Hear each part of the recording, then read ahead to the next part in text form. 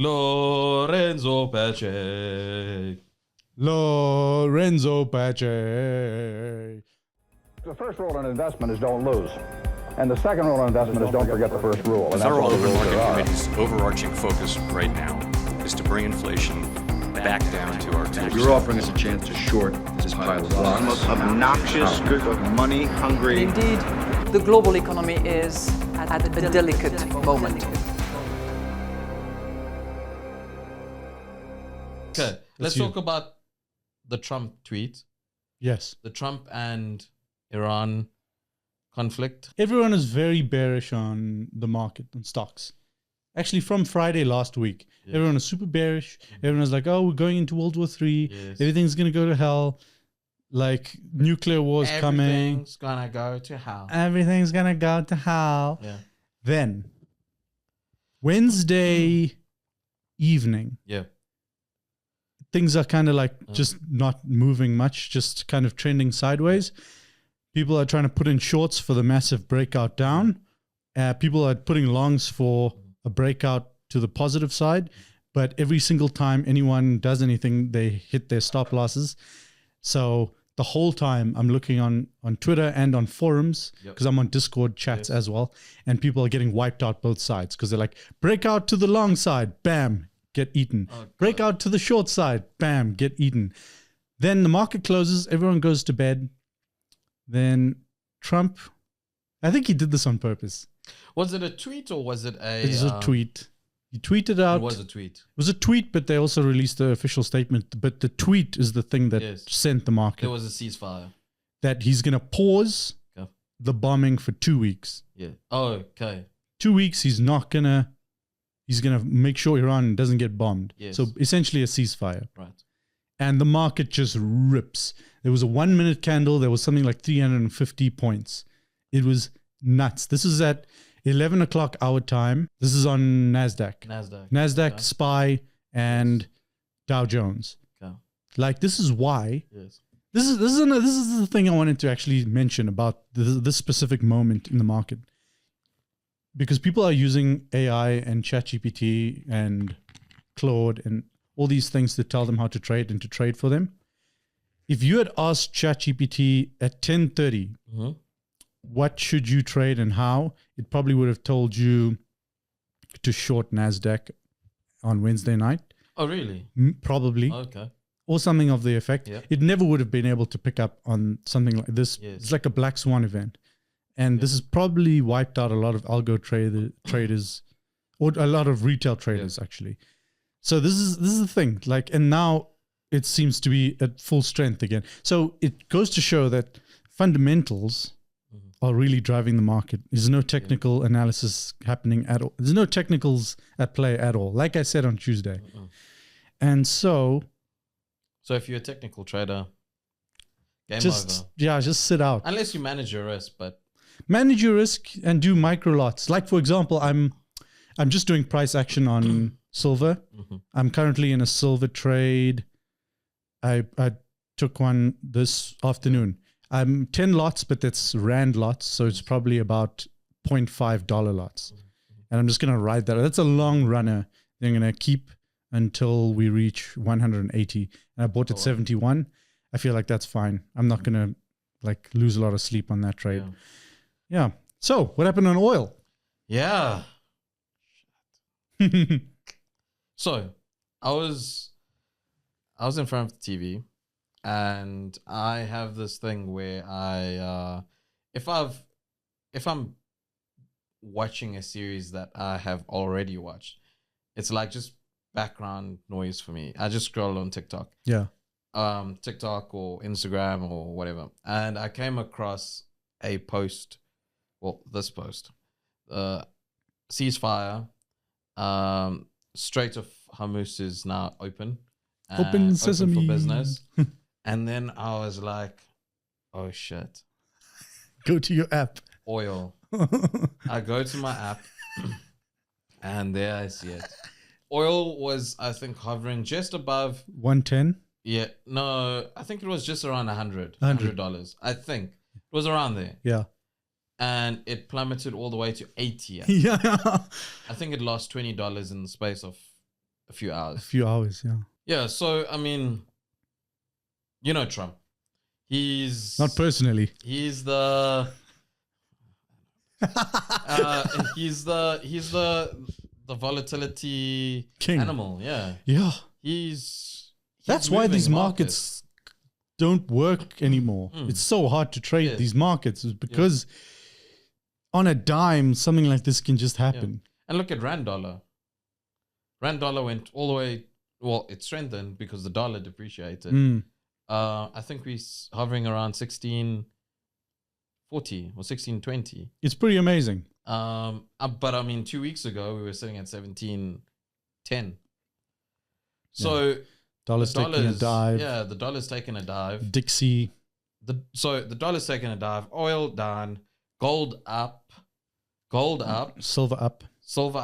Stock market Up, big time. There we go. Massive. Everyone's now bullish on stocks. And so am I. That's why I wore my bullish pants. Oh, nice. These are my bullish pants. These are my stock shoes. Because you've got red candle, green candle, my stock shoes. So Nice. everyone's bullish on indices now, which goes to show that like you can't listen to the hearsay in the markets because people don't know. They think with their emotions. They're like, oh, it's plummeting. We're going to World War III.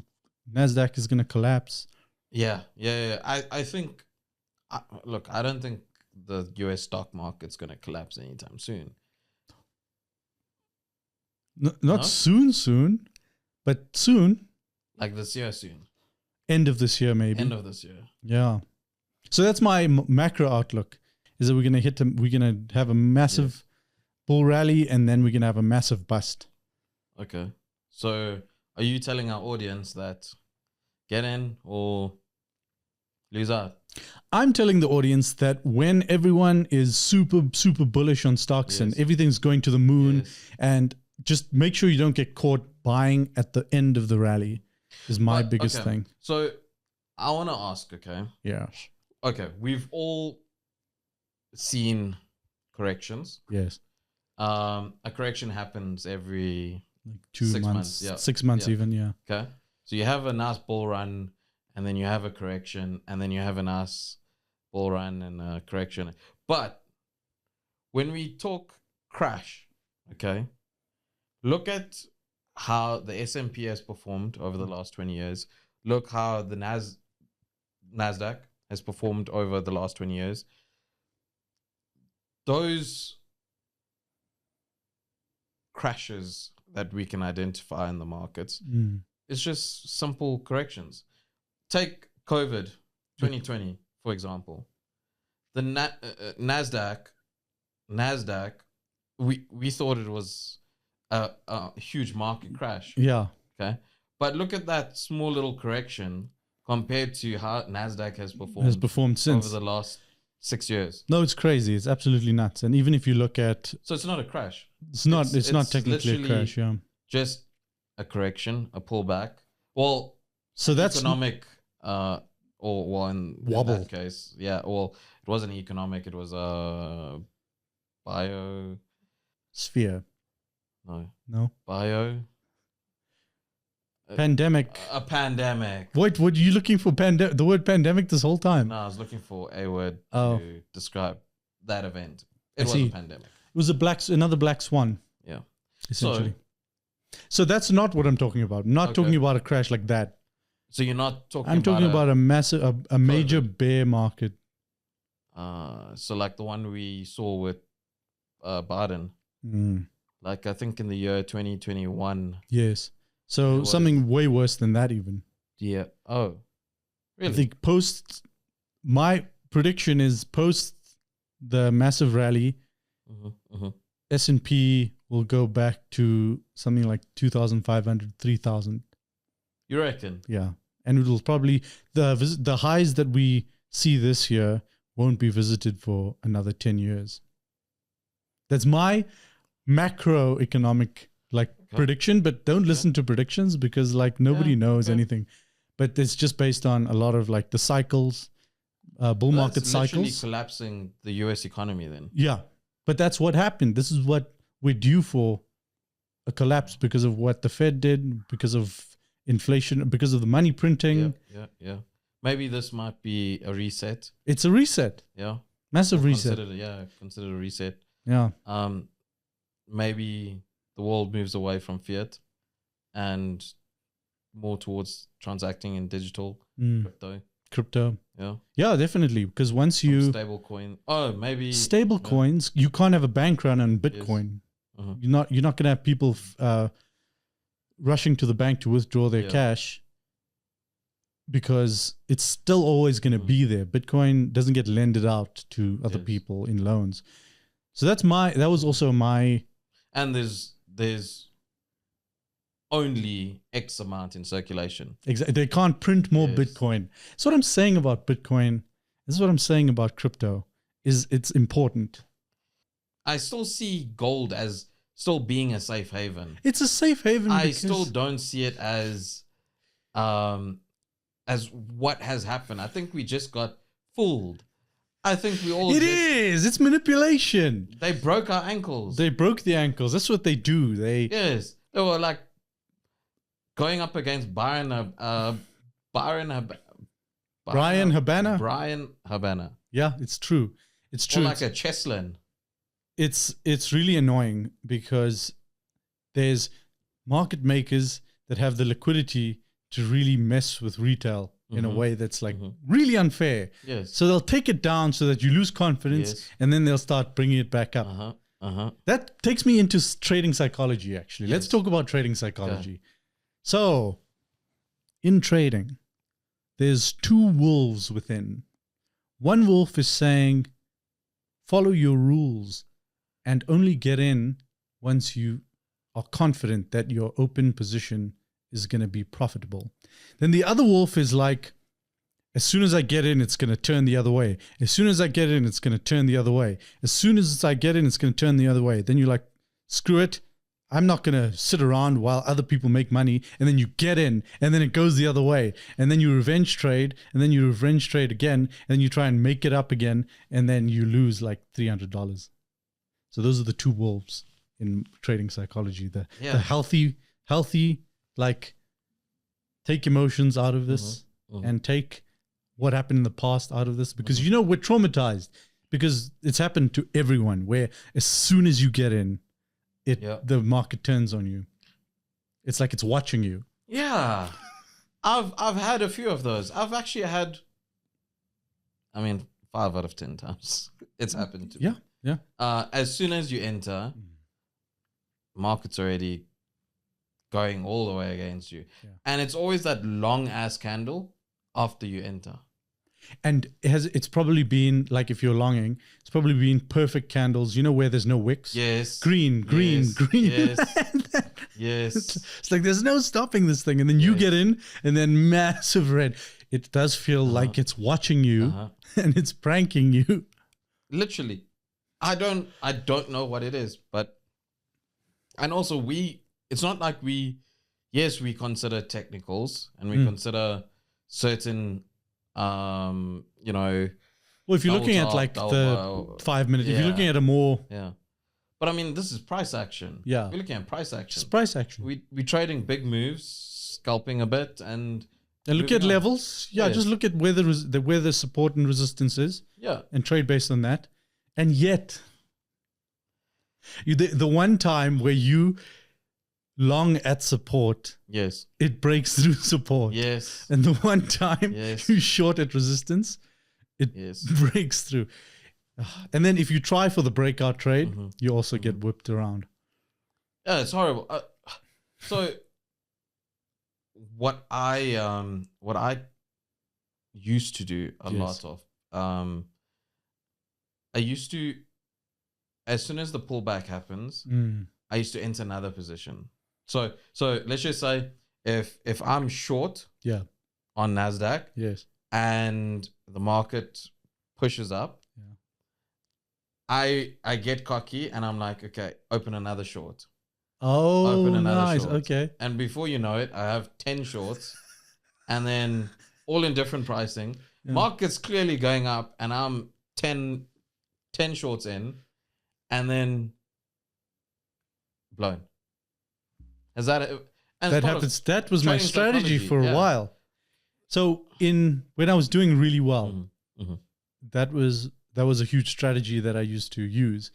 Is I take a long, Mhm. and then it would drop quite a lot, and I'd be in a Jordan. drawdown Yeah. of about like 5,000. Yeah. Then I'd see money because I'd be like, okay, if I take a long here, when it goes back to that position, I've made 5,000. Then I don't have to wait for that one. Yes. I can close that one at 0. Then it draws down. Then it draws down even more. And there's 5,000. There's an extra 5,000. Then I take another long there. I was lucky because I was trading in a bull market, not this whack fundamentals driven weird market we're in now. So when I was trading, that was when stocks only go up, hodl, and bull market rally, buy the dip. So that used to work for me until it didn't. It worked, it worked, and then it stopped working. And I kept doing that strategy. And I saw my ass. Shit. So it's tough. How do you stop yourself from using those past, like when you're in a bad trade, you've made a bad decision, and you're taking the loss. What do you do to stop that like emotional volatility? Do you step away, go for a walk, like I take a used to overtrade cold a shower? lot, trying to make the money back. Did it ever work out? Did you ever actually make the money back? Some of, yeah, Oh yeah, yeah. that's annoying. But it was always like you take 1 step forward and then 3 steps back, and then you're taking 5 steps forward and 2 steps back. Scalping. It was just like, oh my God, I have to start all over again. Okay. Oh my God, why is this happening? And to the me? missus is trying to talk to you. Yeah, and you're lying there in bed and you're trying and you're trying and you're trying and your head's sore and you're just trying and you're like, and then eventually you get it. Yeah. Eventually you make back all that cash. It's a bit of a rush. And then you're like, okay, I never want to trade again. Yeah. Yeah. Mm. Until the next day when you feel like I could make some money today. That's what I used to do. Now I take it and I move on. And then I stop trading for like 2 weeks. Like since 2 weeks. If you make a bit of a loss. Yeah. Like then you know that gold drop? Yeah. I stopped trading for like a good. Remember, I messaged you. Yeah. I said, "Oh, mate, I just took." But that was a massive loss. Yeah. That was like a proper loss. Yeah. And I messaged you and I was like, "Mate, I just took a massive knock." Ooh, rip. And I haven't traded since. Rip Lorenzo's portfolio. Yeah. Like, just take a step back, go and enjoy life, go have a mushroom or 2. Yeah. Or whatever. Rewire your brain a little. Yeah. That's what I do. But that's for big losses. What about small? Like, what if you market opens 3:30 New York session, you take your first loss of like $100 or something. What do you do to reset? Because you still want to trade that day, or do you not trade the rest of the day? No, I'm trying to. Because I scalp. No, I'll try and make it back. Okay. Yeah, unless it's a massive loss. Okay. Then, like, if it's like a $5 loss or a $10 loss or 50, 100, it's easy to make $100, $200 or whatever, dependent on your account size. But, yeah, that's me. But if it's like $1,000, $5,000, $10,000, then it's like, okay, cool. Just go have a break. Get away from the markets for a few weeks, I think. I mean, if it's anything over $5,000, like, just go take a break. Okay. Go take a 2-week break. So we're talking about trading psychology, and you're saying you're a scalper. So you scalp. Is it your primary strategy? Like 90% of the time you're scalping. Yeah. Hectic. That doesn't seem like it goes well together. No. Trading psychology and scalping, because scalping is like you're on cocaine. Because it's like a high, intense adrenaline environment. Like, if I enjoy scalping, I enjoy. It is lots of fun because the instant gratification Yeah. is beautiful. Yes. I enjoy buying and holding, but I get impatient or I see decent profit, buy, close a business, and then I'm like, let's just I would take it while it's on the table. Yeah, You don't want to. You don't want to wake up in the morning and like it's turned on you. Yeah, exactly. Yeah, but that's me and my mindset. Is it a good strategy, or is it a good way to handle losses? Maybe, maybe not. Some people handle losses differently. I mean, I know guys that drink themselves. Scalping's better than drinking, at least. Yeah, they literally go on benders because they took a knock, or Yeah. they go on benders because they made a lot of money or whatever. But I mean, there's also guys that they try and claw it back. Clawback. Yeah, they try and claw it back. They also try and I know guys that ended it. You know, even their partners leave them. It's. I mean, most of my male, they just went down a spiral. Yeah, you can easily go down a spiral. You know, wife leaves you, kids gone, money's gone.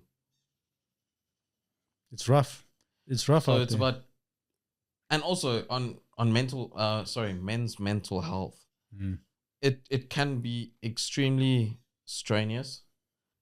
It feels like the world doesn't make sense anymore, and the easiest way to get rid of that heartache is to just. I've been there. It's tough. Like, Yeah. it's not an easy. No, thing the to self-harm was overcome. real with me. Yeah. Had a bad time. Yeah. But I've been lucky. My wife saw me through that whole thing, and it was a really good way to test our relationship. Not that I would put her through that again, but No.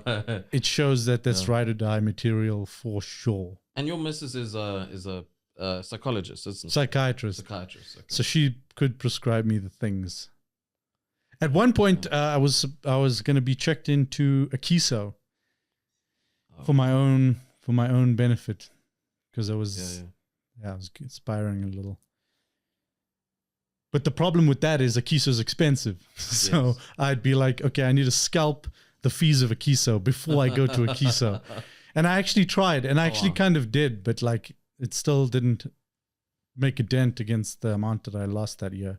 But it shows that at the time that you lose the amount, you will probably talk yourself into doing something horrible. Yeah. So that's when you need to be responsible and check yourself into something. Yes. Take a break from everything. Screen. Take a break. Like, just take a break. I had a client who lose 22 mil. I just told him, just take a 22 break. mil. 22 million. Oh my lord. Yeah. Okay, that makes my thing feel like piss. 22 million, mil. yes. How old is he? About. You don't have to give you just a range. Middle-aged.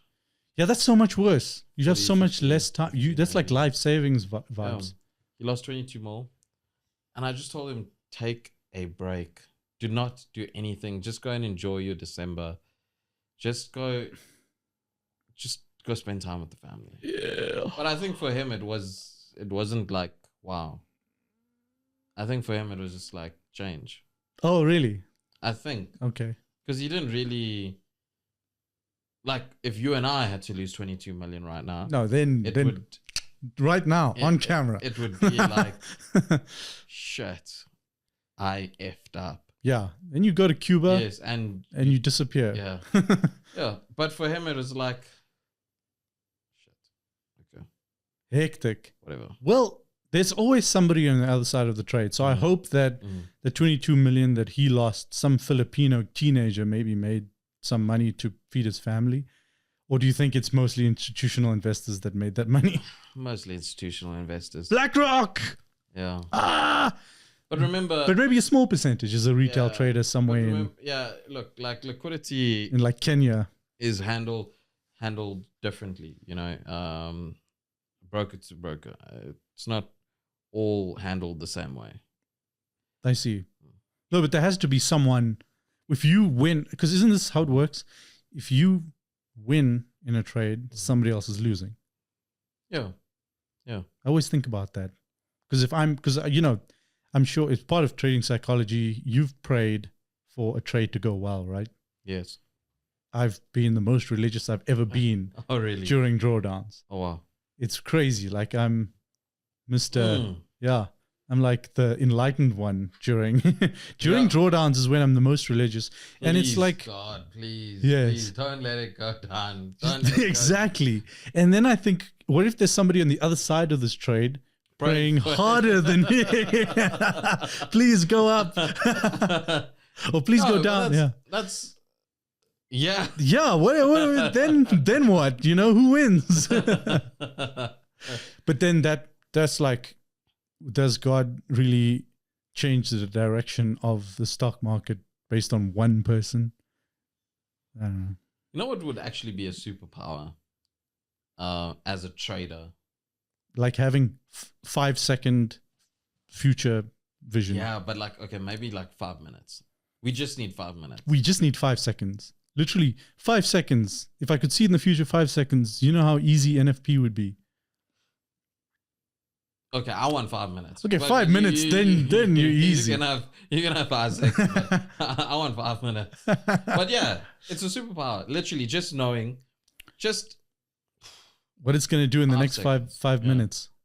5 minutes, or 5 seconds, or 10 seconds. If you knew what it could do in the next 5 minutes, you could probably retire off one trade that you make on one of those. Well, and if you have access to a lot of capital, yes. Oh, yes, that's true. If you don't, then you're going to have to work your way up. Okay. Well, if you had that power for forever, then, you could just scalp for once a day. Imagine. Yo. I think about that a lot as well. That one superpower. What about the Bloomberg Terminal? Is that not a superpower? You're getting access to data before it has even come out. Is that data flash thing? Yeah, the Bloomberg Terminal. You get access to high impact news events as and when they happen. But Bloomberg Terminal is 50,000 a year. USD, a year. Yeah. That's hectic. For one user. And you have this? No, I don't have it. Oh. Most brokers do. Most brokers This goes to show that the richer you are, the easier it is. Because you have endless liquidity, you have Bloomberg Terminal, you have other people's money, you can ride out any kind of drawdown because you've got institutional. There's also a Reuters terminal as well. How much is that? That's a bit cheaper. I think that's $2,000. So that you get the data before it comes out. Yeah. Bloomberg Terminal. So CPI prints, NFP prints. Is that why the market goes absolutely nuts? Because they already put in the algorithms. Yeah, most brokers have these sort of things because they need to be able to manage their own risk. My previous broker had a Bloomberg Terminal, one user, 2 users, but there is a Bloomberg Terminal Lite version. But it's not advanced. It's not. Yeah, I think it's a monthly subscription of $300 or $500 or something. Just a lot. It is a lot, but if you're making not $50,000. The way to think about that is if you're able to make that money trading using it, then it's a business expense. Yeah. As long as you're making the money back, yeah. Yeah, if you make the money back, then you pay for your subscription using the data. Did I tell you about I had a client drop in $1 million and double it in 5 minutes? No, you didn't tell me about this. Yes, please. Yes. There was a UK client, and he dropped in £1 million. £1 million? Yes, £1 million. And it was during a Trump release or something was going on in the markets. The position came in 5 minutes before. Yeah. And he doubled it in 5 minutes. Wow. Do you think he got lucky or do you think he knew what he was doing? I Bloomberg Terminal. I think he had access to information. And I'm going to get a bit deep now. Yeah. Isn't that how the world works? Yeah. if you have money, you get access to better things. Yeah. Better toys. And things that can make you more money. Because like that guy with £1 million, Yes. he probably could risk that £1 million Yes. because he probably didn't need that £1 million. And he didn't trade with us after that again. It was just a one-off. Well, I don't know now, but it was just a one-off. Get in, and then he withdrew. Yeah. And then he left. That's crazy. Yeah. That's probably the coolest story I've ever heard. That's probably he's probably the most successful trader by hit rate that exists. Because it's a 1-to-1 success rate, 100% success rate. That's crazy. Did you see there was a big move or a big position that was entered when the war first started, and someone made like 88 million. Wasn't it Barron Trump or something? Apparently it was. But I mean, 88 million in the space of a weekend. But the crazy thing is... Thanks, Dad. Yeah, thanks, Dad. Yeah, by the way, just send it on the family group chat. Yeah. Maybe buy NVIDIA stock. Everyone's very aware that the insider trading happens in the Fed. Because how come the Fed's allowed to have positions when they have such a big... yeah. What's that lady's name? Lagarde. I want to say Stacy. Oh, Nancy Pelosi. Yes, big time insider trading. Yes. Oh my word. Nancy Pelosi is the poster child for insider trading. Everyone and their mom knows how corrupt that whole thing is. But nobody does anything about any of this. Yeah. Well, I mean, that's why she keeps getting away with it. She can't keep getting away with it. I think it's above board in terms of according to the SEC's investigations. I think it's above board. But we all know. Yeah, I mean, she goes to Taiwan, she has some positions. She goes to Taiwan, smooths things over, chips manufacturing, bang, bang, boom. Yeah. She makes a ton on NVIDIA. That's how rinse and repeat. I think she was also on the Epstein Island. Of course. Definitely. All of them. All of them. Except for Xi Jinping. Yeah, there's no ways he was there. No ways. Upstanding citizen. Yes. I think he's just waiting. He's just waiting on the sidelines. His hand is on the trigger. Yeah. He's like, he's probably walking out every day on his balcony and he's overlooking a grateful universe. Yeah, and he's like, just please, someone do something. Just, I don't know, an attempted assassination or something on me. Something. I want it to happen. I just want to try out my toys in my lifetime. I think they definitely are winning the economic war. Or they've already won the economic war, China. Yeah. I mean, they basically own Africa now. There's more Chinese influence in Africa than America now. Yep. And America or even English. It's true. Yeah.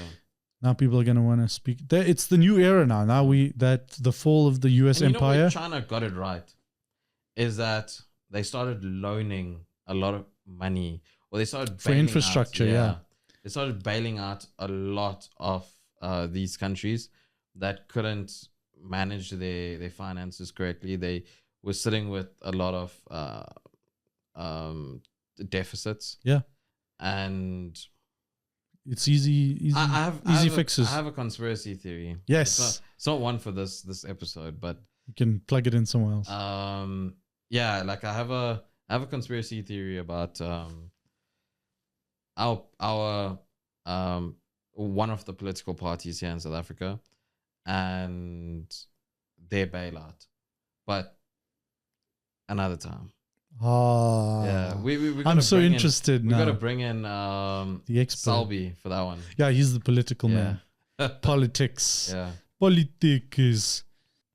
Oh yeah, Matman. Oh. Yeah, it's been a good episode. I think. Cool episode. We have more lined up next week. Maybe I don't know. What can we touch on next week? Next week, we'll be Crypto. talking about crypto. Yeah, I think let's talk about crypto next week. Talking about crypto. There's a lot going on. Let's give an update. We'll do an update on what has happened. Rabbit hole on crypto, update on what happened. And then we also want to talk about some of the tools we're using. Yeah. So we've lightly touched on like the Bloomberg thing. That's Yes. what you don't use. Yep. But we want to know what you do actually use when you Yes. trade. When you scalp. When Lorenzo scalps, what are the things that are on his screen? And then we'll also talk about what are the things that are on my screen. Done. Very good. Catch you on the next episode of Clawback. Thank you. Thank you. Lorenzo Pache. Is Lorenzo a delicate moment.